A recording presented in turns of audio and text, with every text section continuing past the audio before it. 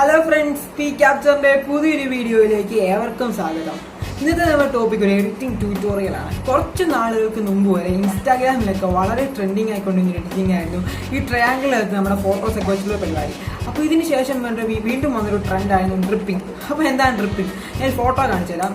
Okay, അപ്പം ഈ dripping എന്ന് വെച്ചാൽ നമ്മുടെ ഇമേജിന് താഴെ കൂടി വെള്ളമൊക്കെ ഒഴുകി വരുന്ന ആ ഒരു എഫക്റ്റിലേക്കൊക്കെ പിക്ചറിനെ കൊണ്ടുവരുന്ന ഒരു രീതിയാണ് ഈ ഡ്രിപ്പിംഗ് എന്നൊക്കെ പറയുന്നത്.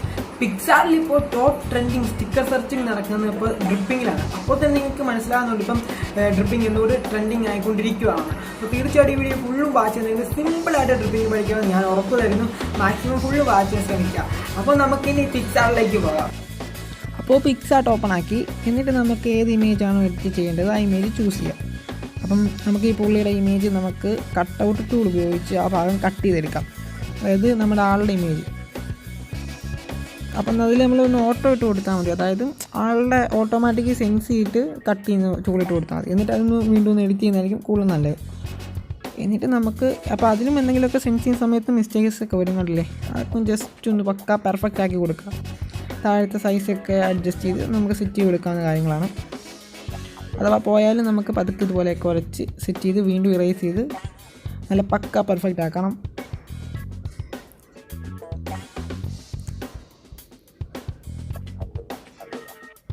ഓക്കെ ഫ്രണ്ട്സ്, അപ്പോൾ നമുക്കിനി മേക്കിംഗ് സ്റ്റിക്കർ.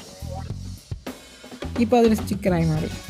ഇനി നമ്മളിതിൽ താഴെ ഫിറ്റ് എന്ന് പറഞ്ഞൊരു ടൂളുണ്ട്, കണ്ടില്ലേ? Fit tool. ഇത് ഉപയോഗിച്ച് കഴിഞ്ഞാൽ നമുക്ക് ജസ്റ്റ് ഒരു വൈറ്റ് പ്ലാറ്റ്ഫോമിലേക്ക് കിട്ടും. അവിടെ നമ്മൾ ഈ ഇമേജ് അഡ്ജസ്റ്റ് ചെയ്യുക. നമുക്ക് സൂം ഔട്ട് ചെയ്തോ സൂം ചെയ്തോ അഡ്ജസ്റ്റ് ചെയ്യാം. ഇവിടെ വരുമ്പോഴും നമുക്ക് ഇറേസ് ചെയ്യാനുള്ള ഓപ്ഷൻ ഉണ്ട്. അതായത് വൈറ്റിൽ വെച്ച് കഴിയുമ്പോഴാണ് നമുക്ക് പിന്നെ മനസ്സിലാകുന്ന എന്തെങ്കിലുമൊക്കെ മിസ്റ്റേക്സ് ഉണ്ടെന്ന്, കണ്ടില്ലേ? ആ ചെവിയുടെ അവിടത്തേക്ക് മിസ്റ്റേക്സ് വീണ്ടും കാണാൻ പറ്റും. ഒന്നുകൂടി നമുക്കപ്പോൾ ഇറേസ് ചെയ്ത് പക്ക പെർഫെക്റ്റ് ആക്കാം.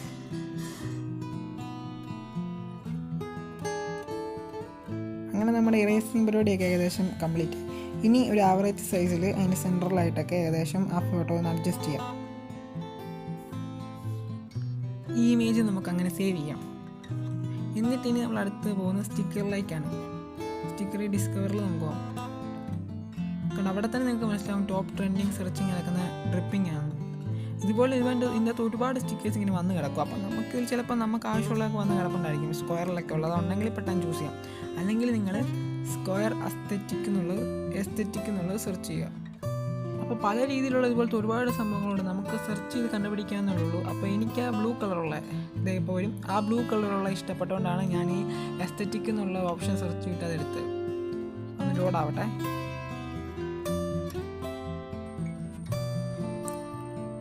ഓക്കെ ഫ്രണ്ട്സ്, അപ്പോൾ നമ്മുടെ ഇത് ലോഡായി. ഇനി നമുക്കതിന് ഏകദേശം കവർ ചെയ്യുന്ന രീതിയിൽ കൊണ്ടുവയ്ക്കാം. അതായത് നമ്മൾ വെച്ച ഇമേജിനെ കവർ ചെയ്യുന്ന രീതിയിൽ ഈ സ്റ്റിക്കർ കൊണ്ടുവയ്ക്കാം. ഏകദേശം സെൻറ്ററിലൊക്കെ ആയിട്ടൊന്ന് അഡ്ജസ്റ്റ് ചെയ്ത് ചിരിച്ചൊക്കെ വയ്ക്കാം. എന്നിട്ട് അതൊന്ന് ഇറേസ് ചെയ്യണം. ഇറേസ് ചെയ്യുമ്പോൾ അവിടെയും അതുകൊണ്ടോ സെൻസ് ചെയ്തിട്ട് കട്ട് ചെയ്യുന്ന ഓട്ടോമാറ്റിക് ഉള്ളതുകൊണ്ട് അതിൽ ചൂസ് ചെയ്താൽ മതി. ആളുടെ ചിഹ്നമൊക്കെ ഉള്ളവരുണ്ട് താഴെ, കാരണം അതിൽ നിൽക്കി കഴിഞ്ഞപ്പം അതിൻ്റെ മുകളിലായി. ഇനി താഴെ ആ കൈയുടെ ഭാഗമൊക്കെ കുറച്ചും കൂടി ഒറിജിനാലിറ്റി വരാൻ വേണ്ടി നമ്മളതൊന്ന് ബ്രഷ് ചെയ്ത് മാറ്റും. അതായത് ബാക്ക്ഗ്രൗണ്ട് അവിടെ നിന്ന് കൊണ്ടുവരും. കണ്ടോ, നിങ്ങൾക്ക് ശ്രദ്ധിച്ച് നോക്കിയാൽ മനസ്സിലാവും. ഏകദേശം അവിടെ ബാക്ക്ഗ്രൗണ്ടൊക്കെ നമ്മൾ കൊണ്ടുവന്നു ഒരു ഒറിജിനാലിറ്റി. അതായത് അതിൻ്റെ അകത്തുനിന്ന് വന്ന ഒരു രീതിയിലേക്ക് അത് പിക്ചർ ഏകദേശമായി. ഇനി ഇമേജ് നമുക്ക് ടിക്ക് കൊടുത്തിട്ട് അടുത്ത സ്റ്റെപ്പിലേക്ക് പോകാം. ഇനി അടുത്ത് നിങ്ങൾക്കിപ്പം ഇതുപോലെ ബാക്ക്ഗ്രൗണ്ടിൽ വെക്കാനൊന്നും കിട്ടിയില്ലെങ്കിൽ ഞാനൊരു ടിപ്പ് പറയുന്നത്, അതായത് കളർ സ്പ്ലാഷും അങ്ങനെ എന്തെങ്കിലുമൊക്കെ സെർച്ച് കഴിഞ്ഞാൽ നിങ്ങൾക്ക് ഇതുപോലെ ഇഷ്ടം പോലെ ബാക്ക്ഗ്രൗണ്ട് വയ്ക്കാൻ പറ്റിയ സംഭവങ്ങളൊക്കെ കിട്ടും.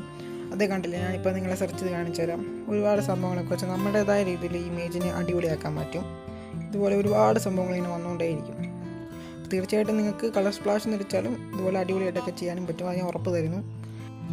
ഇനിയാണ് നമ്മൾ എഡിറ്റിങ്ങിലെ ഏറ്റവും പ്രധാനപ്പെട്ട ഫൈനൽ സ്റ്റെപ്പ്. അതായത് ഡിസ്കവറിൽ പോയിട്ട് നമുക്ക് ഡ്രിപ്പിങ്ങിന് സെർച്ച് ചെയ്യാം. ട്രെൻഡിങ് ആയതുകൊണ്ട് തന്നെ അവിടെ ഓൾറെഡി അതുണ്ട്. അപ്പോൾ ജസ്റ്റ് ക്ലിക്ക് ചെയ്യുക.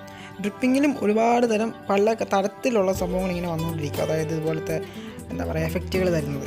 അതിന് നമുക്ക് വേണ്ടത് പ്രധാനമായിട്ടും വൈറ്റ് കളറുള്ളതാണ്. വൈറ്റ് കളറുള്ള നല്ലൊരെണ്ണം ചൂസ് ചെയ്തിട്ട് കൊണ്ടുവയ്ക്കുക. എനിക്ക് പെർഫെക്റ്റ് എന്നുള്ളത് തോന്നിയത് ഒരെണ്ണം ഞാൻ ചൂസ് ചെയ്തു. ഏകദേശം ഇതും അഡ്ജസ്റ്റ് ചെയ്യുമ്പോൾ ശ്രദ്ധിക്കേണ്ട ഒരു കാര്യം തന്നെയാണ്. നമ്മളതിൻ്റെ ഒറിജിനാലിറ്റി പോകാതെ തന്നെ തീർച്ചയായിട്ടും കൊണ്ടുവയ്ക്കണം.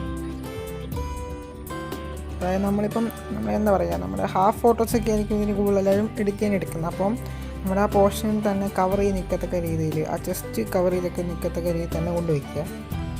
അപ്പോൾ ഇനി നിങ്ങളുടെ കഴിവനുസരിച്ച് ഈ ഫോട്ടോയെ വേറെ ലെവലിലേക്ക് തീർച്ചയായിട്ടും ഇനിയും കൊണ്ടുപോകാൻ സാധിക്കും. അപ്പോൾ ഞാൻ കുറച്ചുകൂടി കാര്യങ്ങളൊന്നും ആഡ് ചെയ്യുക. അതായത് സ്ക്വയർ ബോർഡറൊക്കെ എന്ന് വെച്ച് ആ വൈറ്റ് ഫ്രെയിമൊക്കെ ഒന്ന് സ്ക്വയർ ബോർഡറൊക്കെ വെച്ച് ഒന്ന് എഡിറ്റ് ചെയ്ത് തീരുമാനിച്ചു. അപ്പോൾ അതിൽ ഏറ്റവും കണ്ടത് എനിക്കിഷ്ടപ്പെട്ടൊരു സ്ക്വയർ ബോർഡ് ഞാൻ തിരഞ്ഞെടുത്തു. ഇങ്ങനെ ചെയ്യുന്നുള്ള ഗുണം എന്ന് വെച്ചാൽ ഒന്നും കൂടി 3D എഫക്റ്റ് കൂടും. ഇൻസ്റ്റാഗ്രാമിലൊക്കെയാണ് ഈ ഫോട്ടോയ്ക്ക് കുറച്ചും കൂടി റീച്ച് കൂടാൻ സാധ്യത. അതായത് ഇൻസ്റ്റാഗ്രാമിൻ്റെ ലേഔട്ട് ബാക്ക്ഗ്രൗണ്ട് എന്ന് പറയുമ്പോൾ വൈറ്റാണ്. വൈറ്റിൻ്റെ അകത്തുനിന്ന് ഈ വൈറ്റ് പിക്ചറിനാണ് ഇങ്ങനെ വന്നിട്ട് അതിൻ്റെ അകത്തുനിന്ന് കുറേ സംഭവങ്ങൾ കഴിയുമ്പം ഒരു അടിപൊളി 3D എഫക്റ്റ് ആയിരിക്കും. അപ്പോൾ ഇത് എഡിറ്റ് ചെയ്ത് എവിടെ നിന്നാണ് അങ്ങനെ ഒരുപാട് പേര് നിങ്ങൾ ചോദിക്കാൻ സാധ്യതയുണ്ട്. ഇല്ലെങ്കിൽ നിങ്ങളോട് ചോദിക്കാനാണ് ഒരുപാട് പേര് നിങ്ങളുടെ ഫോട്ടോ സ്റ്റോറി ഇടാൻ സാധ്യതയുണ്ട്. എന്നിട്ട് നിങ്ങളുമായിട്ട് കമ്മ്യൂണിക്കേറ്റ് ചെയ്ത് ഇതെങ്ങനെ ചെയ്യാമെന്നൊക്കെ ചോദിക്കാൻ ഒരുപാട് സാധ്യതയുണ്ട്. അതുകൊണ്ട് തന്നെയാണ് ഞാൻ പറയുന്നത് ഇപ്പോൾ ട്രെൻഡിങ് ആയിക്കൊണ്ടിരിക്കുന്ന കാര്യമാണ്.